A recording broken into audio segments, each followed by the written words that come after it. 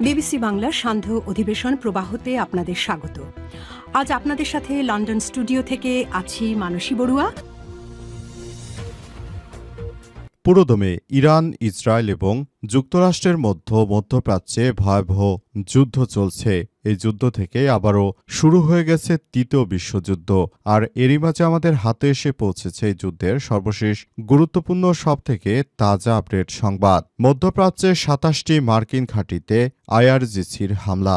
ইরানের Islamic revolutionary guards corps মধ্যপ্রাচ্য জুড়ে অবস্থিত ২৭টি মার্কিন সামরিক ঘাঁটিতে ভয়াবহ হামলা করেছে। হামলা করে তারা যুক্তরাষ্ট্রকে ইরানের সক্ষমতা জানান দিয়েছে। এ অবস্থায় ব্যাপক ক্ষয়ক্ষতির মুখে পড়েছে মার্কিন যুক্তরাষ্ট্র। ইরানের পক্ষ থেকে দাবি করা হয়েছে যুক্তরাষ্ট্রের ২০০ সেনা হতাহত হয়েছে। এরপর জানাবো, ইসরায়েল জুড়ে বিমান হামলা, সাইরেন বাজার আশঙ্কা। ইসরায়েলের চ্যানেল 12 নিউজের প্রতিবেদনে জানানো হয়েছে যে ইরান থেকে একের পর এক ক্ষেপণাস্ত্র আসার ফলে তারা একরকম ধ্বংসের মধ্যে পড়েছে। কোনোভাবেই তারা সেখান থেকে রক্ষা পাচ্ছে না। প্রতিনিয়ত এসব হামলা করে ইরান সবকিছু একদম তছনছ করে দিচ্ছে। কোনোভাবেই আসলে ইরান এখান থেকে যুক্তরাষ্ট্রকে ছাড় দেবে না। এদিকে দুবাইয়ে আজও দফায় দফায় বিস্ফোরণ, উত্তেজনা চরমে। যুক্তরাষ্ট্র ও ইসরায়েলের হামলার জবাবে ইরানের পাল্টা অভিযানের মধ্যেই টানা দ্বিতীয় দিনের মতো সংযুক্ত আরব আমিরাত বা ইউতে দুবাইয়ে জোরালো বিস্ফোরণের শব্দ শোনা গেছে। ইরান থেকে একের পর এক হামলা চালানো হচ্ছে। এতে দিশেহারা হয়ে পড়েছে মধ্যপ্রাচ্যের এই যুক্তরাষ্ট্র ও ইসরায়েলের বন্ধু দেশ সংযুক্ত আরব আমিরাত বা দুবাই। এদিকে কাতারের দোহায় ব্যাপক বিস্ফোরণের শব্দ। কাতারের রাজধানী দোহায় অন্তত ১১টি বিস্ফোরণের শব্দ শোনা গেছে। শহরের বাসিন্দাদের বরাতে এক প্রতিবেদনে তথ্য জানিয়েছে কাতার ভিত্তিক সংবাদ মাধ্যম আল জাজিরা। হঠাৎ পরপর বিস্ফোরণের শব্দে নগর জুড়ে আতঙ্ক ছড়িয়ে পড়েছে।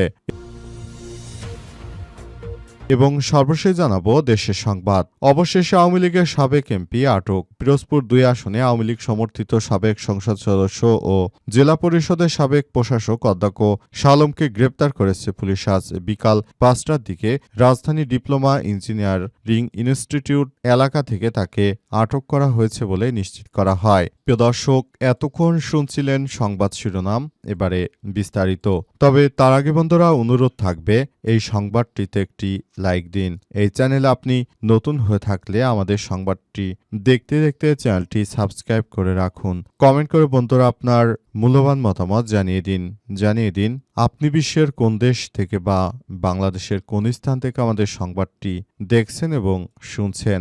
আর বন্ধুরা, সংবাদটি আপনার সোশ্যাল মিডিয়া ফেসবুকে শেয়ার করে বন্ধুদেরও দেখার সুযোগ করে দিন। গাজা যুদ্ধে আপনি যদি নিরীহ ফিলিস্তিনিদের ভালোবেসে থাকেন, কমেন্টে ইয়েস লিখে পুরো বিশ্বকে জানিয়ে দিন। এবারে বিস্তারিত। মধ্যপ্রাচ্যের ২৭টি মার্কিন ঘাঁটিতে ইরানের সেনাবাহিনীর ব্যাপক হামলা। ইরানের ইসলামিক রেভলিউশনারি গার্ড বা কর্পস আইআরজিসি মধ্যপ্রাচ্য জুড়ে অবস্থিত ২৭টি মার্কিন সামরিক ঘাঁটিতে ভয়াবহ হামলা চালিয়েছে।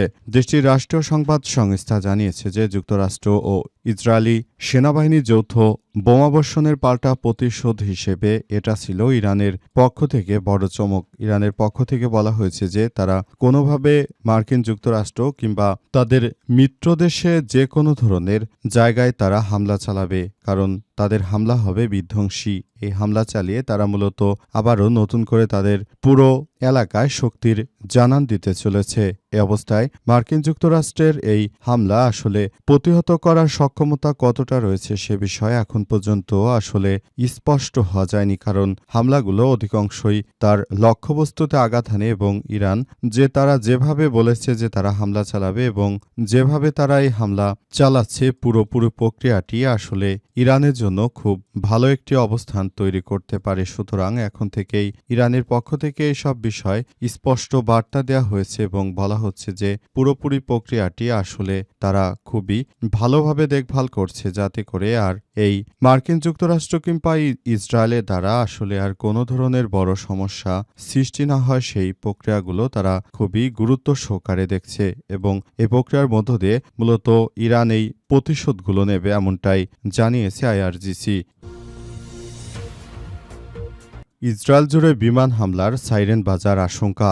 ইসরায়েলের চ্যানেল 12 নিউজের প্রতিবেদনে জানানো হয়েছে যে ইরান থেকে ক্ষেপণাস্ত্র উৎক্ষেপণের কারণে পুরো ইসরায়েল জুড়ে বিমান হামলার সতর্ক সংকেত বা সাইরেন বাজার সম্ভাবনা তৈরি হয়েছে। ইরানের সাথে যুক্তরাষ্ট্র ও ইসরায়েলে চলমান চরম উত্তেজনার মধ্যে এই সতর্কতা জারি করা হলো। দেশটির প্রতিরক্ষা ব্যবস্থা এবং সাধারণ জনগণকে সম্ভাব্য সর্বক্ষেত্রে ক্ষেপণাস্ত্র হামলা মোকাবেলার জন্য প্রস্তুত থাকার নির্দেশনা দেওয়া হয়েছে এবং তাদেরকে বলা হচ্ছে যে ইরান থেকে যে কোনো ধরনের হামলা হতে পারে, সবাইকে সেভাবেই সজাগ থাকতে হবে। আর ইরানের পক্ষ থেকে বলা হয়েছে যে তাদের সর্বোচ্চ ধর্মীয় নেতা আয়াতুল্লাহ আলী খামেনিকে হত্যার ঘটনায় কোনোভাবেই তারা যুক্তরাষ্ট্র এবং ইসরায়েলকে ছাড় দেবে না। সম্পূর্ণভাবে তারা তাদের এই কার্যক্রম মোকাবেলা করবে। এই কার্যক্রম মোকাবেলা করতে গিয়ে তারা যতগুলো সমস্যার সম্মুখীন হচ্ছে, প্রতিটি সমস্যা তারা আইডেন্টিফাই করছে এবং সে অনুযায়ী তারা ব্যবস্থা গ্রহণ করছে। ইরানের সেনাবাহিনীর পক্ষ থেকে আরও বলা হয়েছে যে বর্তমানে যে কন্ডিশনে রয়েছে, এই কন্ডিশনের জায়গা থেকে আসলে সবাইকে এখন থেকেই আরও বেশি সতর্কতামূলক কার্যক্রম চালিয়ে যেতে হবে। কোনোভাবেই তারাই প্রতিশোধ থেকে পিছপা হবে না। ইরানের সেনাবাহিনীর সদস্যরা মূলত এই প্রক্রিয়াগুলোকে এককভাবে দেখে কাজ শুরু করার নির্দেশনা দেওয়া হয়েছে এবং সবাই মিলে এই কার্যক্রমগুলোকে আবারও আগামীর একটি সুন্দর ও সমৃদ্ধির একটি ভালো শক্তিশালী ইসলামিক রেভলিউশনারি গার্ড প্রস্তুত করতে তারা কাজ করবে। এর পেছনে তাদের খামেনির যে আদর্শ রয়েছে সেই আদর্শকে নিয়ে তারা বড় হতে চায় এবং আগামীর একটি সুন্দর ও ভালো মানের রাষ্ট্র বিনির্মাণ করতে তারা প্রতিশ্রুতিবদ্ধ। তারা খামেনিকে দেয়া এই প্রস্তাবনা থেকে এক পাও পিছপা হবে না। দুবাই আজও দফায় দফায় বিস্ফোরণ, উত্তেজনা চরমে। যুক্তরাষ্ট্র ও ইসরায়েলের হামলার জবাবে ইরানের পাল্টা অভিযানের মধ্যেই টানা দ্বিতীয় দিনের মতো সংযুক্ত আরব আমিরাত বা ইইউএ দুবাইয়ের জোরালো বিস্ফোরণের শব্দ শোনা গেছে। প্রত্যক্ষদর্শীদের বর্ণনায় এলাকায় আতঙ্ক ছড়িয়ে পড়ার কথা জানা গেছে। এর আগে ইরান ঘোষণা দিয়েছিল যে এই অঞ্চলে থাকা মার্কিন সামরিক ঘাঁটিগুলোকে তারা লক্ষ্য করে হামলা চালাবে। বার্তা সংস্থা রয়টার্স বলছে রোববার টানা দ্বিতীয় দিনের মতো দুবাইয়ের বিভিন্ন এলাকায় একাধিক জোরালো বিস্ফোরণের শব্দ শোনা গেছে বলে জানিয়েছে প্রত্যক্ষদর্শীরা। এর আগে যুক্তরাষ্ট্র ও ইসরায়েলে হামলার জবাবে প্রতিবেশী উপসাগরীয় দেশগুলোতে পাল্টা হামলা চালায় ইরান। সেই পরিপ্রেক্ষিতে এই বিস্ফোরণের শব্দ শোনা গেছে। ইরান অবশ্য আগে থেকেই ঘোষণা দিয়েছিল তারা এই অঞ্চলে অবস্থিত মার্কিন সামরিক ঘাঁটিগুলোকে লক্ষ্য করে হামলা চালাবে। এর আগে দুবাই আন্তর্জাতিক বিমানবন্দরে হামলা চালায় ইরান। এতে বিমানবন্দরের যাত্রী লাউঞ্জের ছাদের একটি অংশ ক্ষতিগ্রস্ত হয়েছে। সামাজিক যোগাযোগ মাধ্যমে ছড়িয়ে পড়া একটি ভিডিওতে দেখা গেছে ছাদ ধসে পড়ে আশপাশে ধ্বংসস্তূপ ছড়িয়ে ছিটিয়ে পড়েছে। এ সময় লাউঞ্জের ভেতরে ধোঁয়া দেখা গেছে। ওই হামলায় 4 জন আহত হয়েছে বলে জানিয়েছে দুবাইয়ের গণমাধ্যম দপ্তর। এই ঘটনার সময় পুরো মধ্যপ্রাচ্য জুড়ে যুক্তরাষ্ট্রের সামরিক ঘাঁটিতে ইরানের হামলা অব্যাহত ছিল। সংবাদ মাধ্যম আল জাজিরা আগে থেকেই ওই ভিডিওটির সত্যতা যাচাই করার কথা জানিয়েছে। এছাড়াও শনিবার দুবাই বিশ্ববিখ্যাত পাম জুমেরা এলাকার 5 স্টার ফেয়ারমন্ট হোটেলে একটি ইরানি ক্ষেপণাস্ত্র আঘাত করে এবং এতে ওই হোটেলটি আসলে তারা যথাযথভাবে কাজ করছে বলে নির্দেশনা দেওয়া হয়েছে। খামেনি বেঁচে আছেন এবং দৃঢ়তার সঙ্গে যুদ্ধের ময়দানে নেতৃত্ব দিচ্ছে বলছে ইরান। মধ্যপ্রাচ্যে চলমান সংঘাতে ইরানের সর্বোচ্চ ধর্মীয় নেতা আয়াতুল্লাহ আলী খামেনি বেঁচে আছেন নাকি মারা গেছেন এ নিয়ে বিশ্বব্যাপী বিভ্রান্তি সৃষ্টি হয়েছে। এরই মাঝে তখন হঠাৎ করে ইরানের পক্ষ থেকে জানানো হয়েছে যে আলী খামেনি মারা গেছেন। এরপরই দুই দেশের মধ্যে আবার ব্যাপক আকারে হামলা ছড়িয়ে পড়ে ইরান প্রতিশোধ নিতে শুরু করেছে।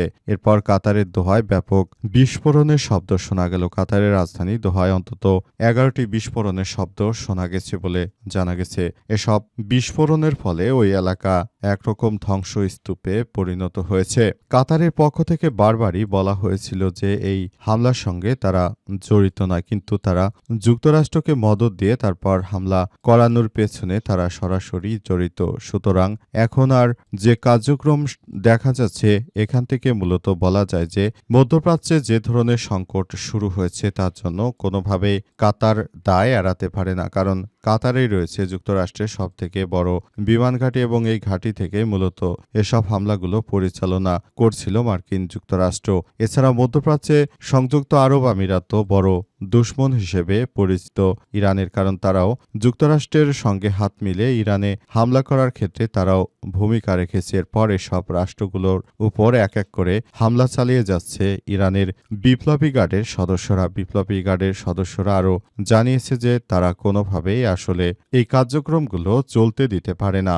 এগুলো অত্যন্ত দুঃখজনক ঘটনা হয়ে দাঁড়িয়েছে।